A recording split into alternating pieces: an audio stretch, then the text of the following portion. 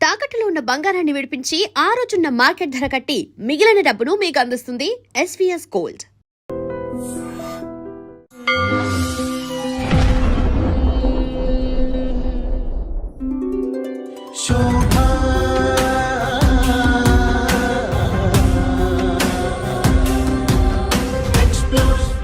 I explore only the truth, the two for you all. Shobha explores.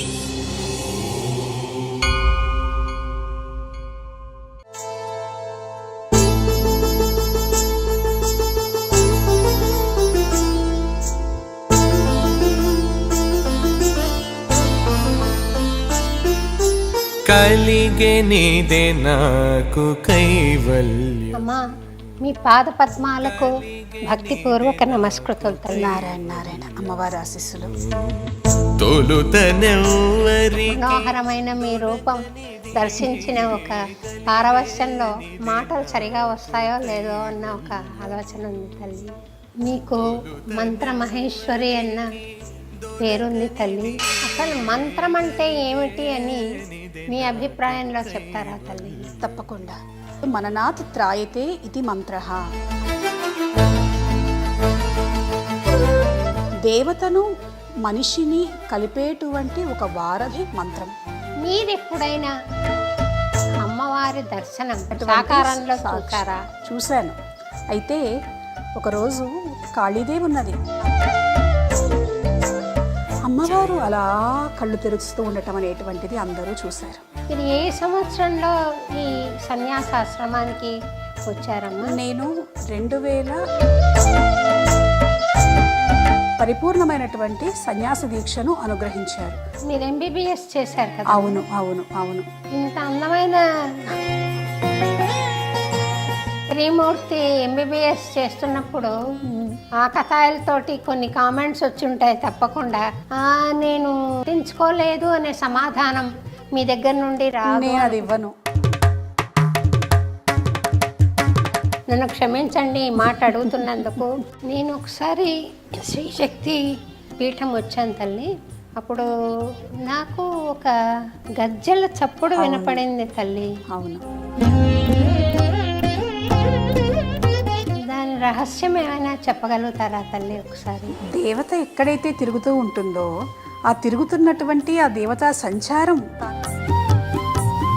మీకు ఈ ఆధ్యాత్మిక స్థితి ఎలా, ఈ ట్రాన్స్ఫర్మేషన్ ఎట్లా వచ్చింది అని తెలుసుకోవచ్చా తల్లి? పూర్వాశ్రమంలో స్వామివారితో ఉన్నటువంటి బంధుత్వం. పూర్వాశ్రమంలో వారు డాక్టర్ ప్రసాదరాయ కులపతి గారుగా ఉన్నప్పుడు నుంచి కూడాను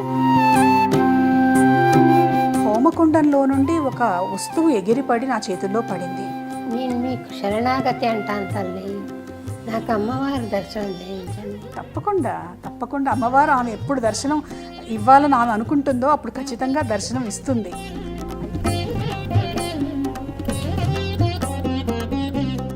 అమ్మా, మీ పాద పద్మాలకు భక్తిపూర్వక నమస్కృతులు తల్లి. నారాయణ నారాయణ అమ్మవారి ఆశీస్సులు.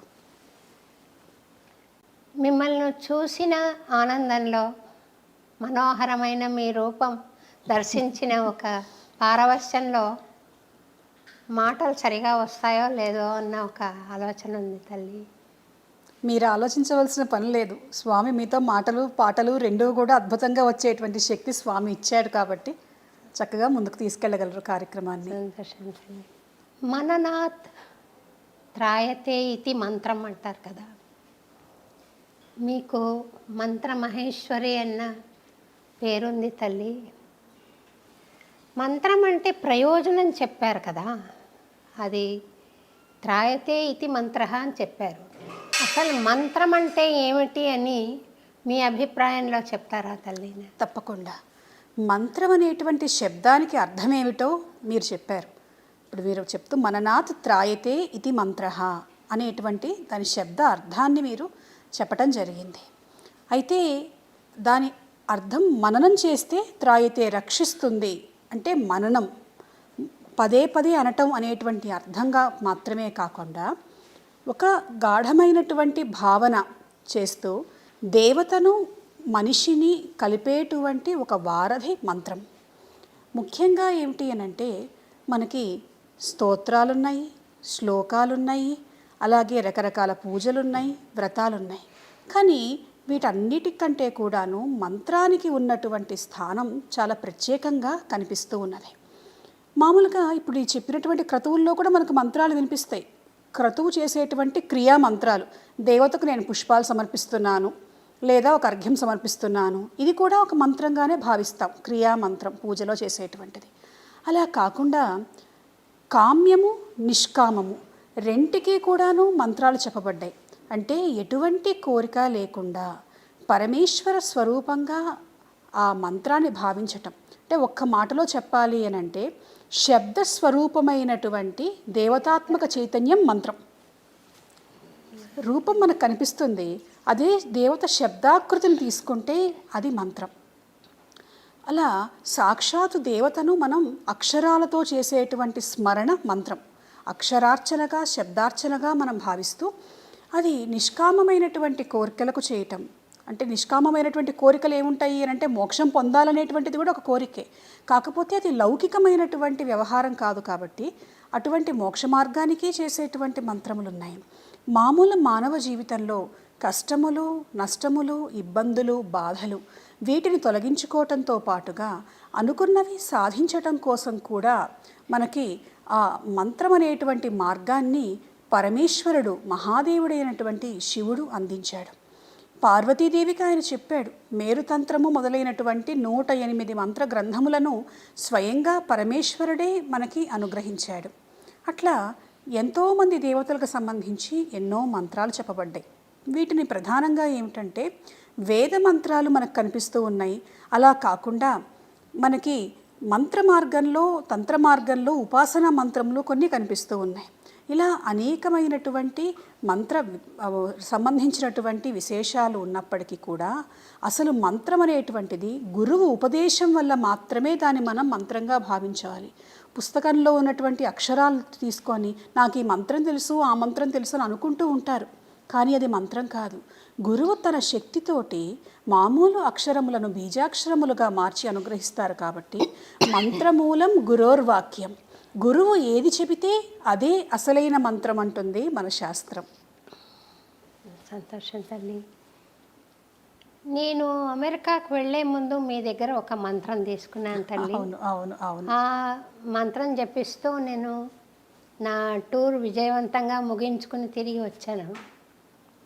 మళ్ళీ దాన్ని ఎక్కువ సార్లు నేను జపం చేయలేకపోతున్నాను, కానీ రోజుకు 3 సార్లు అయితే స్మరణ చేస్తూ ఉన్నారు. ఖచ్చితంగా శ్రీ శక్తి పీఠంలో దశమహావిద్యల ప్రతిష్ట జరిగింది కదా. అవును. నేను అమ్మవార్లను అక్కడ దర్శించుకునే భాగ్యం కలిగింది తల్లి.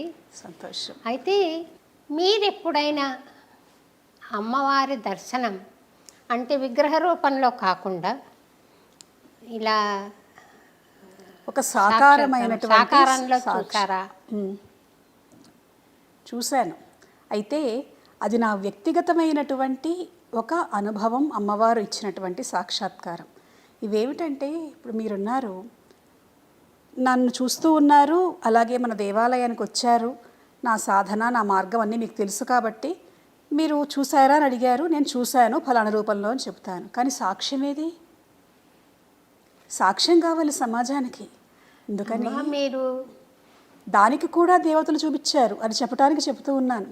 ఒకరోజు కాళీదేవి ఉన్నది, నా ప్రధాన ఉపాసన దేవత కాళీ. అనేక సందర్భాలలో ఆమె దర్శనం ఇస్తూ ఉంటుంది, ఒకసారి మాత్రమే కాదు. కానీ ఇచ్చింది నాకు అమ్మవారు కనిపిస్తుంది, నాకు కనిపిస్తుందని నేను చెప్పుకుంటే కావాల్సిన అవసరం ఏమిటి? ఇతరులో ఎందుకు నమ్మాలి? నమ్మేవాళ్ళు నమ్ముతారు, నమ్మని వాళ్ళు 4 మాటలు అంటారు. కానీ ఎట్లా అంటే ఒక వ్యక్తికి నిజమైనటువంటి దేవతానుగ్రహం ఉంటే ఆ వ్యక్తి మాత్రమే చెప్పుకోవలసినటువంటి పని లేదు, దేవత చూపిస్తూ ఉంది. అటువంటి ఒక సంఘటన నేను మీకు చెప్తాను. ఒకసారి శక్తిపీఠంలో మీరు వచ్చారు, మరకత కాళీ ఉంటుంది అమ్మవారు. ఆమె కోసం నేను అక్కడే తోట పెంచాలి, అమ్మవారికి పుష్పములు అక్కడే మాలగా కట్టాలి, అక్కడే చేయాలి అనేటువంటి ఆలోచనతోటి చెబితే మన భక్తులు ఒకళ్ళు కొన్ని 100 గులాబీ పూల మొక్కలు తీసుకొని వచ్చారు. వాటిలో ఒక పువ్వు చాలా అందంగా కనిపించింది. అది వెంటనే తీసుకువెళ్ళి అమ్మవారికి పెడితే బాగుండు అని అనిపించింది నాకు. అనిపిస్తే అప్పుడు దేవాలయం మూసివేసినటువంటి సమయం. మూసివేసినటువంటి సమయం మామూలుగా మనం ఏమిటి, మన నమ్మకం ఏమిటి, దేవత కూడా విశ్రాంతి తీసుకుంటుంది, నిజంగా వాళ్ళకి అవసరమా కాదా అనేది కాదు. మన దగ్గరికి వాళ్ళు వచ్చినప్పుడు వాళ్ళకి అన్నీ కూడా మనం సరిగ్గా చేయాలి అనేటువంటి భావనతో చేస్తాం. అయితే నేను వెళ్ళాను, మన వాళ్ళు అర్చకులు వచ్చారు, తాళం తీశారు, గడియ తీశారు, తలుపు నెట్టారు, తెరుచుకోలేదు. బలంగా నెట్టారు ఇద్దరు కలిసి, తెరుచుకోలేదు.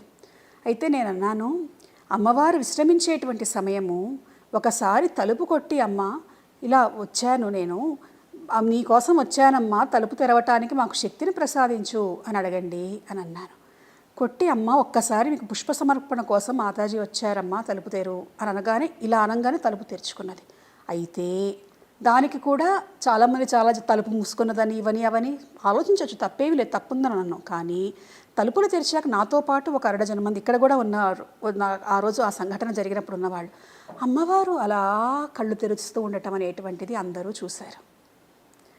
నిద్రించిన తర్వాత మనం లేచేటప్పుడు మూతలు పడ్డటువంటి కన్నులు తెరిస్తే ఎలా ఉంటుందో, ఆ అర్ధనిమీలితమైనటువంటి నేత్రములు విచ్చుకుంటూ పరమేశ్వరి దర్శనం ఇచ్చింది అందరికీ. అక్కడ ఆ సమయంలో ఉన్న వాళ్ళందరికీ ఇచ్చింది దర్శనం.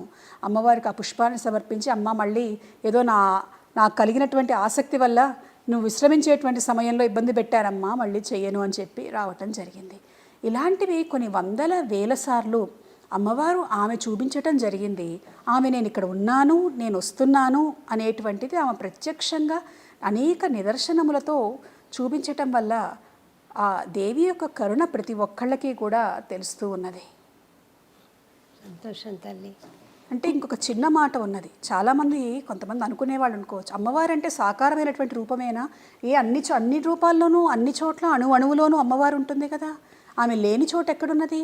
కానీ సాక్షాత్కారం అంటే రూపంతోనే ఎందుకు సాక్షాత్కారం పొందామని అనుకోవాలి, దాన్నే సాక్షాత్కారం అని ఎందుకు అనుకోవాలి అని అంటే, మన ఋషులు చూపించినటువంటి మార్గం. వాళ్ళు దేవతా సాక్షాత్కారం కోసం తపస్సు చేశారు. ఎటువంటి తపస్సు, దేనికోసం తపస్సు? ఒక పరిపూర్ణమైనటువంటి సాకారమైనటువంటి రూపం, పురాణములలో వర్ణించబడినటువంటి రూపం, వేదములలో వర్ణించబడినటువంటి రూపం. ఆ రూపాన్ని దర్శించటం అనేటువంటిది సాధనకు ఒక పరిపూర్ణతను తీసుకొస్తుంది అని మన ఋషులు మనకు అందించినటువంటి విషయం. కాళిదాస మహాకవి ఉన్నాడు, కాళీదేవి కనిపించింది, ఆమెను మాతంగిగా ఆయన స్తుతించాడు. ఏమీ అంతటి మహాజ్ఞాని చెట్టులోనూ పుట్టలోనూ నీటిలోనూ అమ్మను దర్శించలేడా అని అంటే దర్శించగలడు. కానీ మన ఋషులు, దేవతలు మన ఋషులకు అందించినటువంటి మార్గంలో సాకారమైనటువంటి ఆ దేవతా తత్వాన్ని, రూపాన్ని గనక దర్శనం చేసుకోగలిగితే అది ఒక పరిపూర్ణతను తీసుకొస్తుంది ఆ వ్యక్తి సాధనకు అని మన దేవతలు, ఋషులు మనకు అందించినటువంటి మార్గం అది.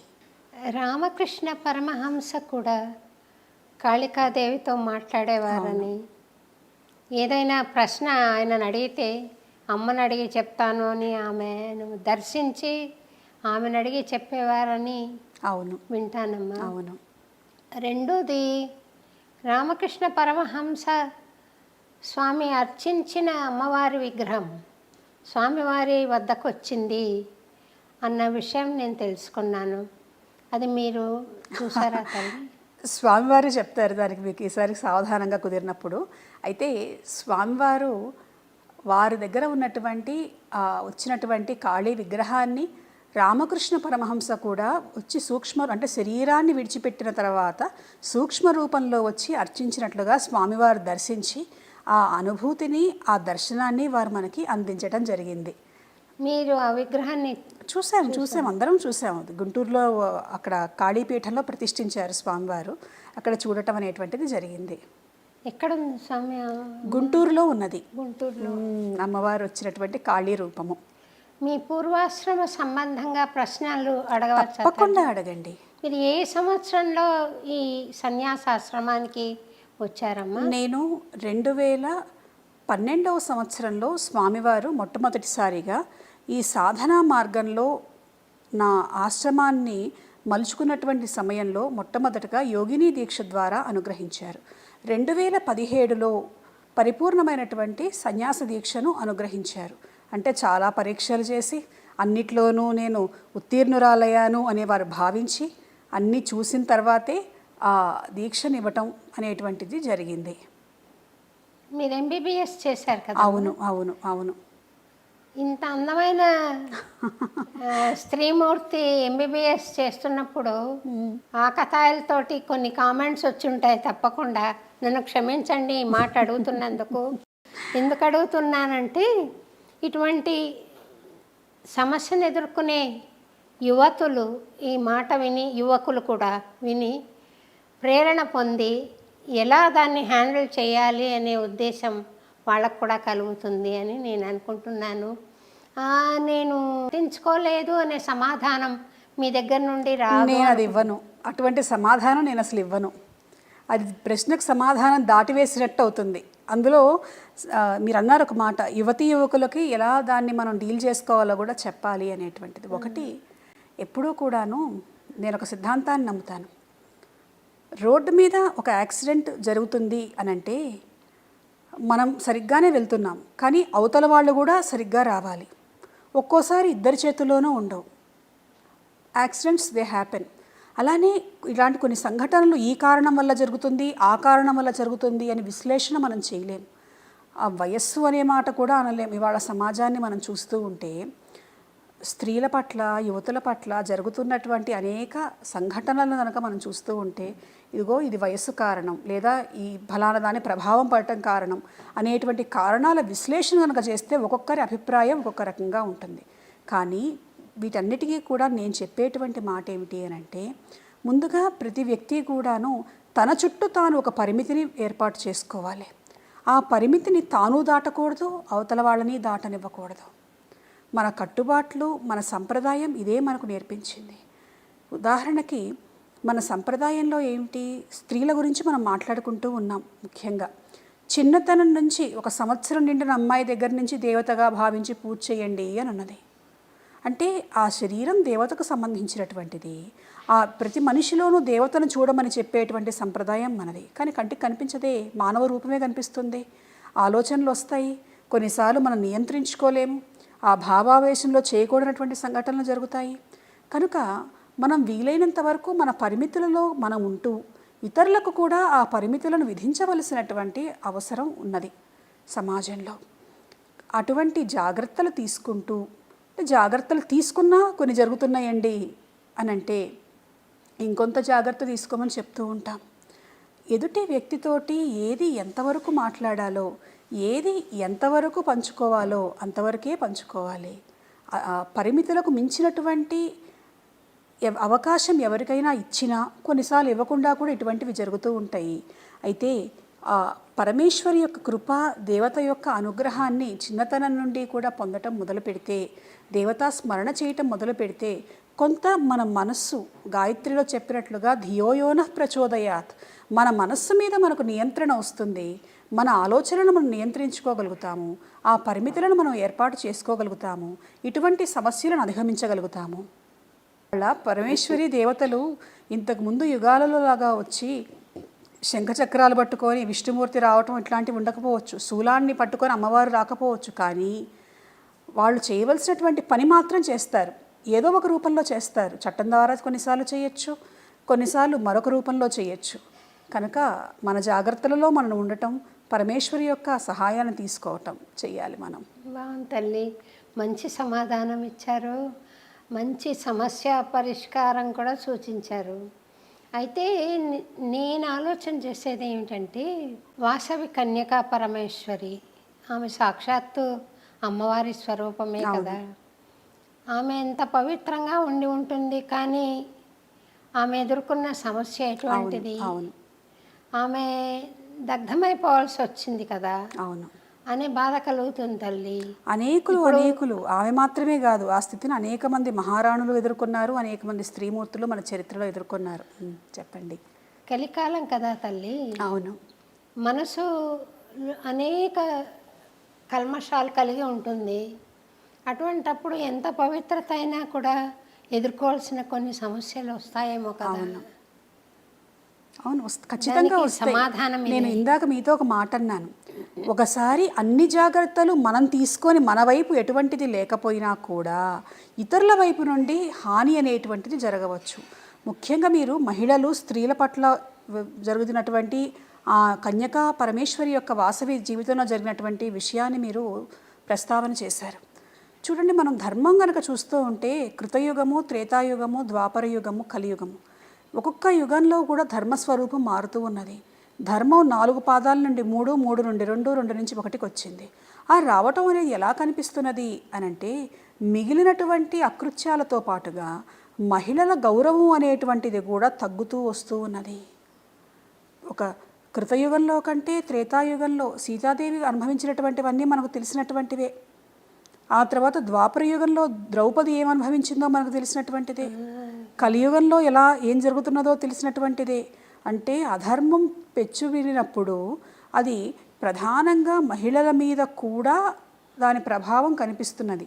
అయితే ఇదేదో మనం సర్ది చెప్పుకునేటువంటి సమాధానమే తప్ప సంతృప్తినిచ్చేటువంటి సమాధానం కాదు. దేవతలు ఏం చేస్తున్నారు? వాళ్ళు చూడట్లేదా?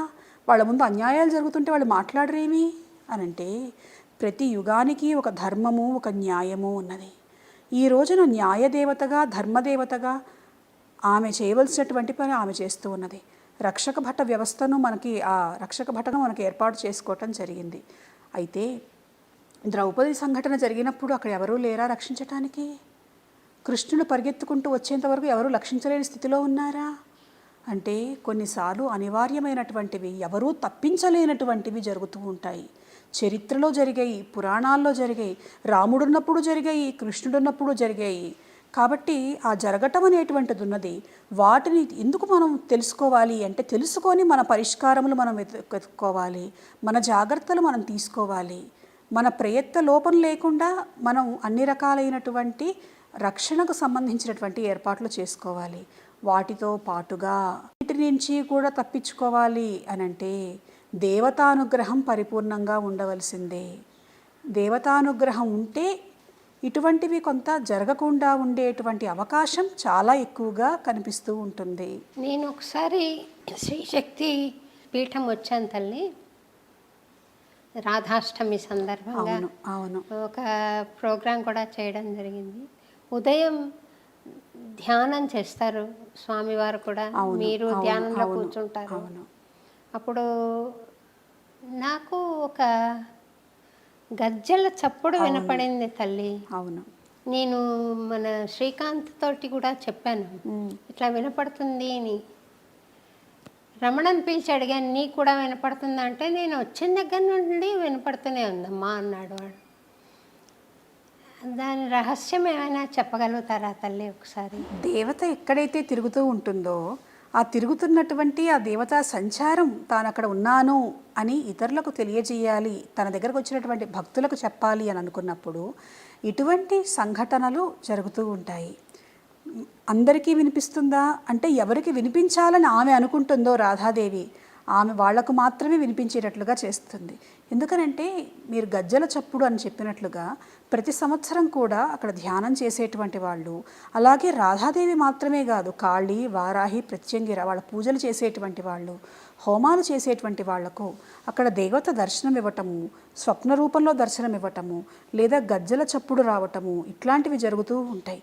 అంటే దేవత తాను అక్కడ ఉన్నాను, నేను అనుగ్రహిస్తున్నాను మిమ్మల్ని ఇక్కడ వచ్చినందుకు అని ఆ భక్తుల మనస్సుకు సంతృప్తి కలిగించేటువంటి సూచన. ఎందుకంటే దేవతలు కనిపిస్తారా, మాట్లాడతారా అంటే యుగధర్మం ప్రకారం కొంత అసాధ్యం. అంత తపస్సు చేయగలిగితే, వాళ్ళని మెప్పించేంత తపస్సు చేయగలిగితే కనిపిస్తారు, మాట్లాడతారు. కానీ ఆ స్థితి రాకుండా మనం చేస్తున్న పూజలు ఏమైపోతున్నాయి అనేటువంటి ఆ అభద్రతా భావన కలగకుండా అప్పుడప్పుడు ఇటువంటి సూచనలు వాళ్ళు ఇస్తూ ఉంటారు. అయితే మీరంటే కొంచెం ఎక్కువ ఇష్టం కాబట్టి దేవతలకి కొంచెం తొందరగా మీకు అనుభూతిని అక్కడ వాళ్ళు అందించారు. సంతోషం తల్లి, మీ మనసులో నాకు స్థానం ఉంటే అమ్మవారి అనుగ్రహం ఉన్నట్టే తల్లి. ఆమె మనసులో ఉన్నది నా మనసులో తప్పకుండా ఎప్పుడూ ఉంటుంది. సంతోషం తల్లి. తర్వాత మీకు ఈ ఆధ్యాత్మిక స్థితి ఎలా, ఈ ట్రాన్స్ఫర్మేషన్ ఎట్లా వచ్చింది అని తెలుసుకోవచ్చా తల్లి? మొదటి నుంచి ఉన్న విషయమేనా, లేకపోతే మీరు హఠాత్తుగా జరిగిన పరిణామమా ఇది? అంటే పూర్వాశ్రమంలో స్వామివారితో ఉన్నటువంటి బంధుత్వం, పూర్వాశ్రమంలో వారు డాక్టర్ ప్రసాదరాయ కులపతి గారిగా ఉన్నప్పుడు నుంచి కూడాను కుటుంబపరమైనటువంటి బంధుత్వం ఉండటము, స్వామివారు అప్పటి నుంచే వారి దర్శనానికి వెళ్ళటం కావచ్చు, తర్వాత వారు సన్యసించి కుర్తాళ పీఠాధిపతులైన తర్వాత కావచ్చు, చిన్నతనం నుండే వారి దగ్గర వారి దర్శనం పొందటము. అలాగే వారు నా 16వ ఏట నాకు మొట్టమొదటిసారి మంత్రోపదేశం చేశారు, కాళీ మంత్రోపదేశం. ఆ చేయటంతో అనేకమైనటువంటి అనుభూతులు రావటం, ఆ సాధన అనేటువంటిది కొనసాగించటం జరిగింది.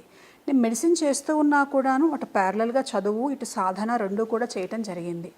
ఆ మెడిసిన్ అయిపోయిన తర్వాత ఒకనాడు శ్రావణ పూర్ణిమ నాటి రాత్రి జరిగినటువంటి భైరవ దర్శనం సాక్షాత్కారం మరింతగా నా జీవితాన్ని ప్రభావితం చేసి పూర్తిగా నా జీవన గమనాన్ని మార్చివేసి ఈ వైరాగ్య భావనలు నింపి జీవితాన్ని ఇటువైపుకు తీసుకురావటం జరిగింది. అయితే ఒక 24 ఏళ్ళ అమ్మాయి నాకు దేవుడు కనిపించాడు అందుకని నేను సన్యాసం తీసుకుంటున్నాను అంటే నమ్మే సమాజం కాదు. ఎందుకు నమ్మాలి అని అనుకోవచ్చు. సమాజంలో ఎట్లా ఉంటుంది అని అంటే, నమ్మితే ఆ దేవత మీద మరింత భక్తి కలుగుతుంది, నమ్మకపోతే మనిషిని నిందిస్తుంది. నమ్మించవలసినటువంటి అవసరం ఉన్నదా అని అంటే నాకు ఆ స్థితిలో అప్పుడున్నటువంటి పరిస్థితిలో అనిపించింది. నేను వెళ్ళి మా గురువుగారు స్వామివారిని అడిగాను, స్వామివారు కొంతమంది నమ్ముతున్నారండి, కొంతమంది నమ్మినట్టుగా ఉంటున్నారండి, మరికొంతమంది మనసులో రకరకాలుగా అనుకుంటున్నారండి, ఎట్లాగా అని అంటే వారు మాట అన్నారు, నీకు సాక్షాత్కరించింది దర్శనమిచ్చింది మంత్రం చెప్పింది భైరవుడు, నువ్వు వెళ్ళి భైరవుణ్ణే అడుగు అని అన్నారు. అంటే ఆ కాలభైరవుణ్ణి ప్రార్థించడం జరిగింది. పూర్ణిమ తర్వాత అమావాస్య వచ్చింది 15 రోజులకి. హోమం చేస్తూ ఉన్నటువంటి సమయంలో అక్కడ అందరి మధ్యలో కూడాను స్వామివారు అన్నారు, నువ్వు భైరవుణ్ణి అడిగావు కదా, ఆయన సమాధానం ఇస్తున్నాడు చూడు అన్నారు. హోమకుండంలో నుండి ఒక వస్తువు ఎగిరిపడి నా చేతుల్లో పడింది. అది ఏమిటి అని అంటే రుద్రాక్ష చూడు అన్నారు. ఒక మట్టి ముద్దలాగా ఉన్నది, దాన్నంతా కడిగితే దానిలో నుండి ఒక ఏకముఖి రుద్రాక్ష వచ్చింది. అట్లా అటు అలౌకికమైనటువంటి అనుభూతులు, ఇటు లౌకికంగా దేవతలు నిత్యము నాతో ఉంటున్నారు అనేటువంటి వారి అనుగ్రహ సూచనల వల్ల లౌకికమైనటువంటి విషయ వ్యవహారాల పట్ల పూర్తిగా ఆసక్తి నశించిపోయింది. రోజులో 15 గంటలు 20 గంటలు హోమాలు చేయటము, యజ్ఞాలు చేయటము, ధ్యానం చేయటము, వీటితోటి నా జీవితం అంతా ముందుకు వెళ్తూ వస్తూ ఉంది. ఒకానొక సందర్భంలో అయితే బృందావనానికి వెళ్ళిపోయి ఉందాము, అక్కడ దేవతా సాధన చేస్తూ ఉండిపోద్దాము అని అనుకుంటే మా గురువుగారు స్వామివారు అంగీకరించలేదు. దేవతలు మనల్ని అనుగ్రహించినప్పుడు వాళ్ళు అనుగ్రహించినటువంటి ఒక అనుగ్రహాన్ని మనకి ఇచ్చినప్పుడు అది మన వరకు మనం పరిమితం చేసుకోకూడదు. మనకు వీలైనంత వరకు 10 మందికి అయితే 10 మందికి, 100 మంది అయితే 100 మందికి, 1000 మంది అయితే 1000 మందికి, 1,00,000 మంది అయితే 1,00,000 మందికి ఆ అనుగ్రహ స్వరూపాన్ని మనం చూపించగలగాలి. ఆ దేవతా సామ్రాజ్యంలోకి వాళ్ళందరినీ అడుగు పెట్టించగలగాలి. దేవతల పని మనం చెయ్యాలి అని చెప్పటం వల్ల ఆ ఆలోచన విరమించుకోవటం, ఇక్కడ శ్రీశక్తిపీఠ బాధ్యతలు స్వీకరించటం అనేటువంటిది జరిగింది. నేను మీకు శరణాగతి అంటాను తల్లి, నాకు అమ్మవారి దర్శనం చేయించండి. తప్పకుండా అమ్మవారు ఆమె ఎప్పుడు దర్శనం ఇవ్వాలని ఆమె అనుకుంటుందో అప్పుడు ఖచ్చితంగా దర్శనం ఇస్తుంది.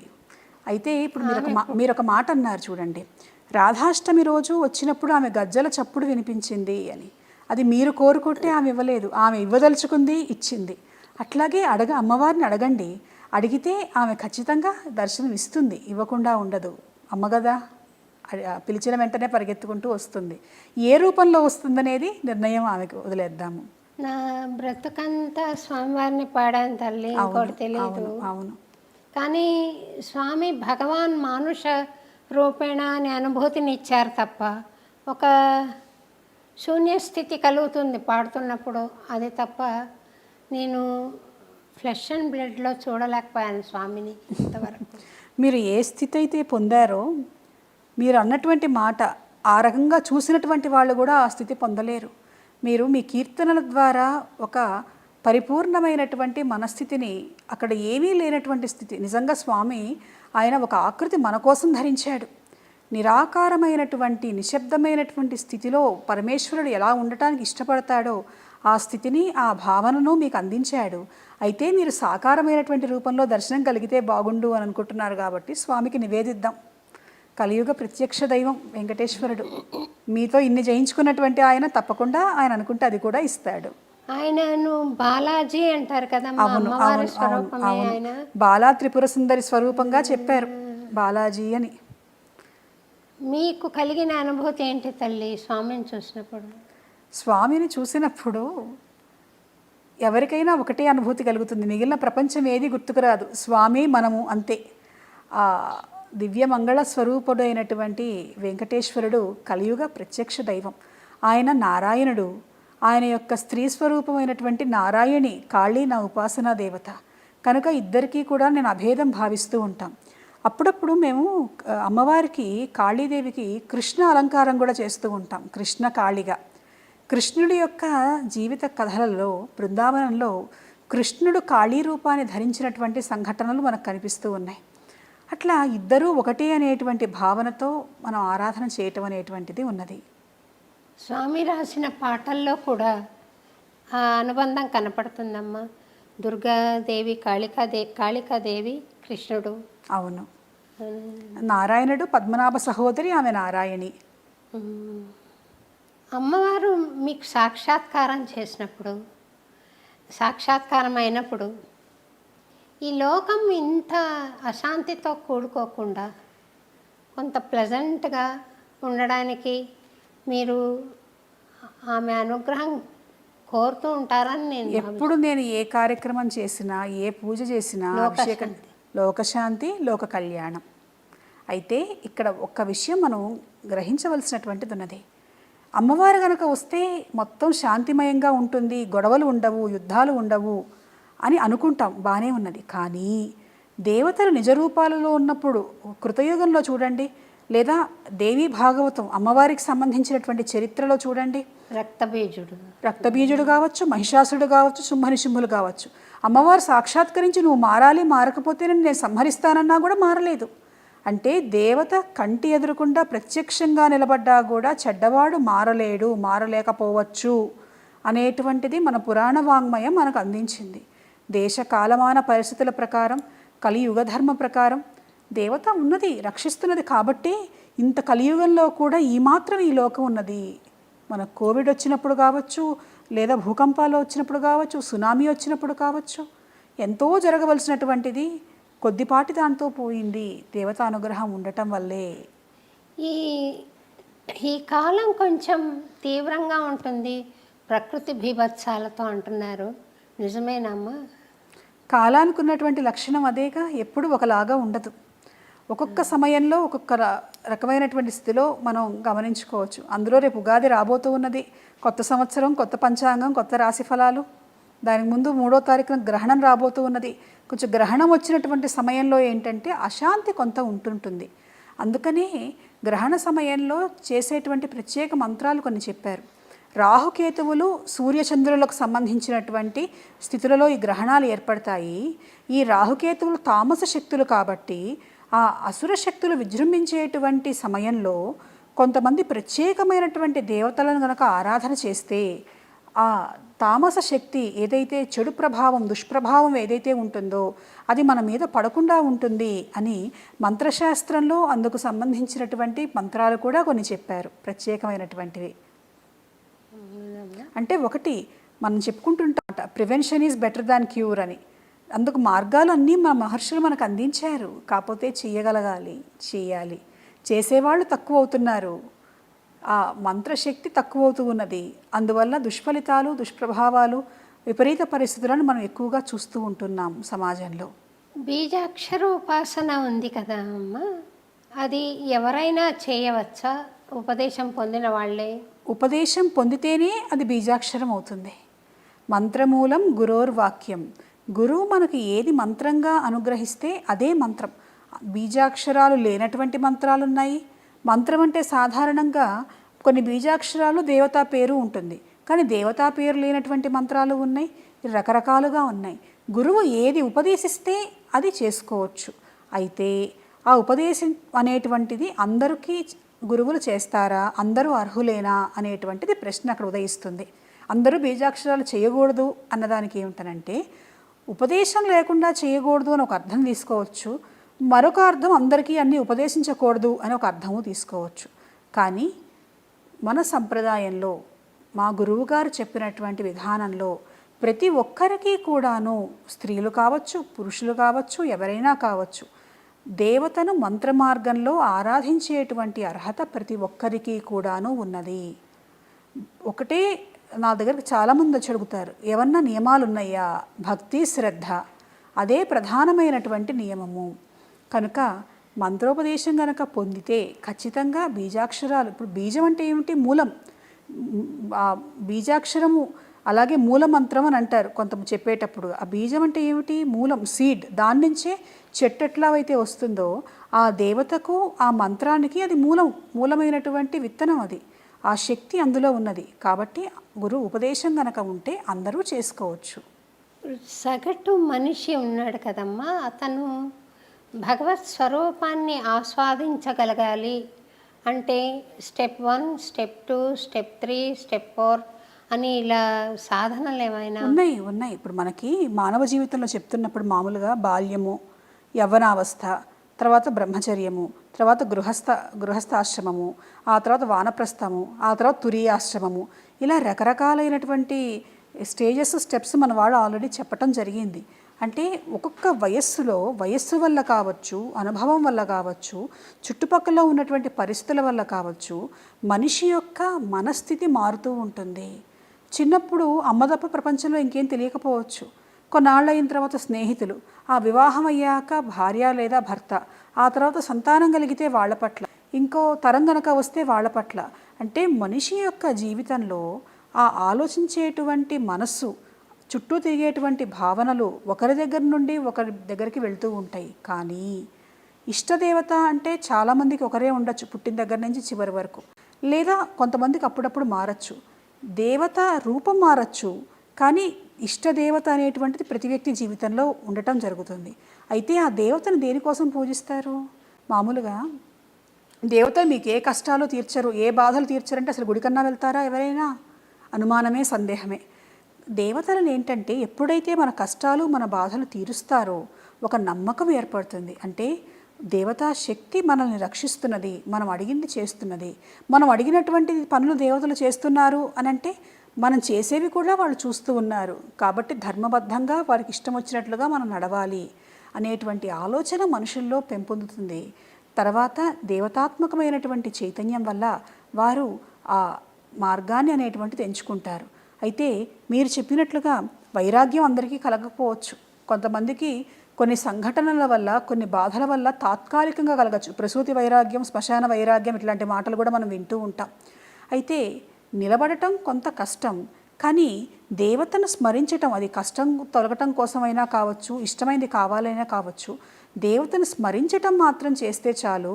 ఈ యుగంలో అది చేసిన దేవత అనుగ్రహం పరిపూర్ణంగా లభిస్తుంది. కృష్ణతత్వాన్ని స్వామి అర్థం చేసుకున్నట్టుగా ఇంకెవరైనా చేసుకున్నారా అనిపించే విధంగా రాశారు పాటలు స్వామి. మీరు బృందావనం వెళ్ళడం జరిగిందా తల్లి? అనేక సార్లు వెళ్ళినప్పుడు ఎప్పుడూ కూడా తిరిగి రావాలి అని అనిపించదు. అదొక ప్రేమమయమైనటువంటి ఒక సొంత ఇల్లు అనేటువంటి భావన కలిగించేటువంటి గొప్ప ధామము బృందావన ధామము. అక్కడ బృందావనానికి గనక వెళ్తే ప్రేమ యొక్క శక్తి ఎలా ఉంటుందో, అసలైనటువంటి ప్రేమతత్వం ఎలా ఉంటుందో ప్రతి ఒక్కరూ కూడా అనుభూతి చెందవచ్చు. అక్కడ నిరంతరం మనకి రాధానామం వినిపిస్తూ ఉంటుంది. పలకరించుకోవాలన్నా రాధే రాధే అని పలకరించుకుంటారు అక్కడ వాళ్ళు.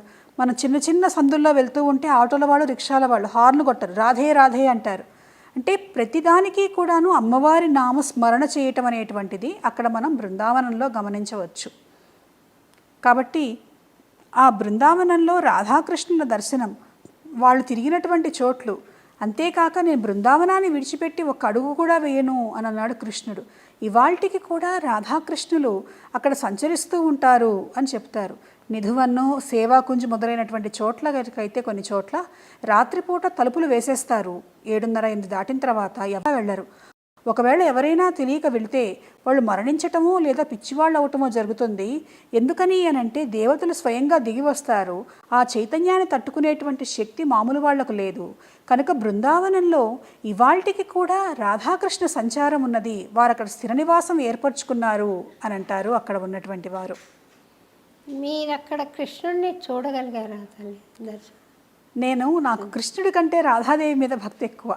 రాధాదేవి మీకు దర్శనం అయి ఉంటారు కదా అక్కడ. అక్కడ అని నేను చెప్పలేను, కానీ ఆమె దర్శనం ఇవ్వదలుచుకున్నప్పుడు ఇచ్చింది.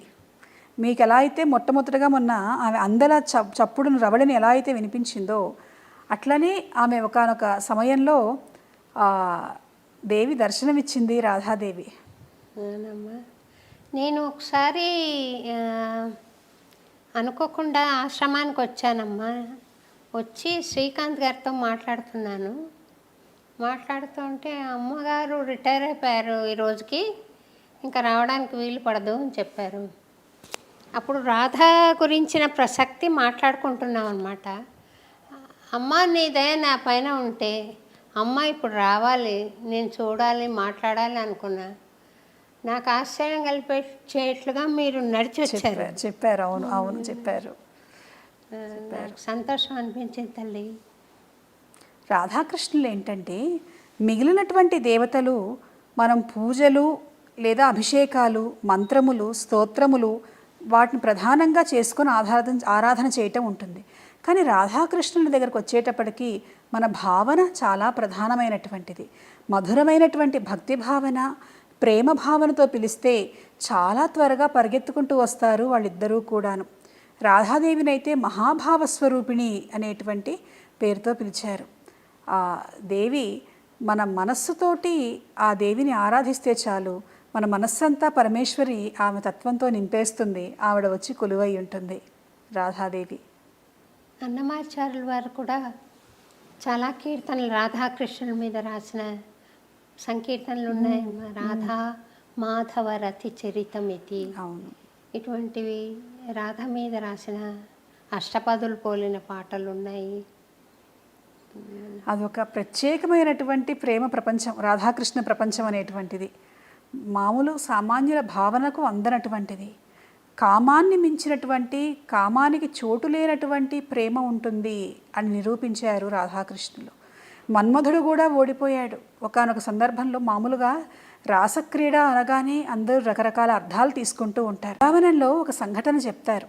ఏమిటి అనంటే, రాస జరగబోతూ ఉంటే దేవతలందరూ వెళ్ళి చూద్దాము పైన దివ్యలోకాల నుండి అనుకుంటే, మన్మధుడు అన్నట్ట కామం లేనటువంటి రాస మండలి ఎలా ఉంటుంది, నేను అక్కడ వాళ్ళలో ఆ కామశక్తిని ప్రవేశపెడతాను అని అంటే ఆ విషయం కృష్ణుడికి తెలిసింది.